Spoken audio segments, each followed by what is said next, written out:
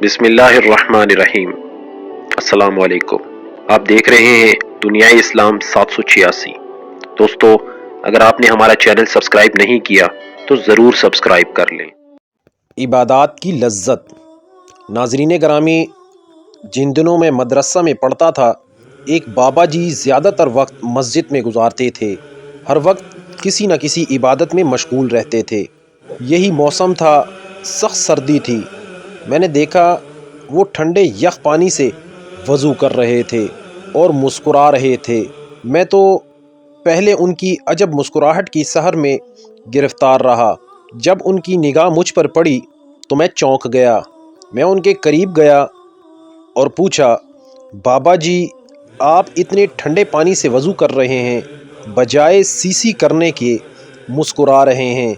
उन्होंने अपने मखसूस अंदाज में आँखों की भवें साफ़ की और मेरी तरफ देखा और बोले, बेटा, मैं इस काबिल तो नहीं कि इबादत में लुत्फ़ का दावा करूं, अलबत्ता मुझे इस ठंडे पानी से सरूर महसूस होता है।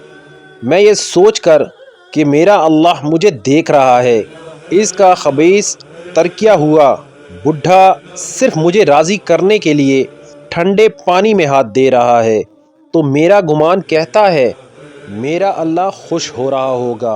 बस इसी कैफियत का जो लुत्फ़ है मुझ पर, वो ये कि सिसकियाँ लेकर रोने लगे। मेरी बहती आंखें इनका साथ देने में नाकाम कोशिश कर रही थी। जब वो खामोश हुए, मैंने पूछा, हज़रत, ये इबादत का लुत्फ़ और मज़ा कैसे हासिल किया जा सकता है? वो बोले, बहुत आसान है, बस 4 काम करने होंगे। हर नेक काम में ऐसा लुत्फ़ आएगा कि दिल बाग बाग हो जाएगा। नंबर 1, दुनिया से बेरग़बत हो जाओ, उसे दिल से निकाल दो, उसे फ़कत ज़रूरत के दर्जे में रखो, शौक़ और लज्जत के दर्जे में नहीं।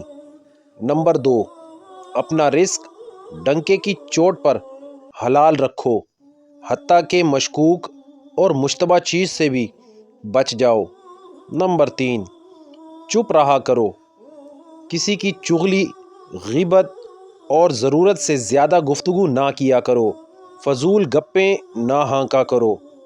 नंबर 4, अपनी आँखों की हिफाजत करो। जिस दिन आँखों की हिफाजत शुरू करोगे, इबादत का असल मज़ा और इबादत की लज्जत मिलना शुरू हो जाएगी। अब कई सालों के बाद जब मुझे बाबा जी की बातें याद आती हैं तो दिल से दुआएं निकलती हैं। उनके लिए क्या ही कीमती अक़वाल उन्होंने इरशाद फरमाए। अगर हम ये 4 काम कर लें तो वाक़ियतन इबादत की लज्जत और सरूर महसूस होगा।